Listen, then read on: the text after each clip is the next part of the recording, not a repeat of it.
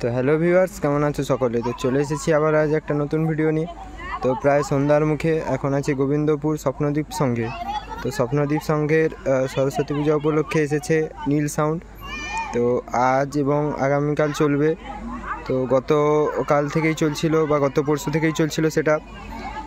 কালকে পুজো ছিল, আজ যে প্রোগ্রাম আছে এবং আগামীকালও চলবে। তো এখন খেলাধুলা হচ্ছে, যার জন্য বক্সটা বন্ধ আছে। তো চালু হলে অবশ্যই ভিডিও দেবো, তো ভিডিওটা অবশ্যই কন্টিনিউ করতে থাকো। তার আগে তোমাদেরকে প্রতিমা এবং মণ্ডপটা ঘুরিয়ে আনি। তো চলো ভিডিওটা কন্টিনিউ করতে থাকো। স্বপ্নদ্বীপ সংঘের এটা হচ্ছে অনুষ্ঠানের মূল মঞ্চ, গোবিন্দপুর পূর্বপল্লী পড়ে এটা।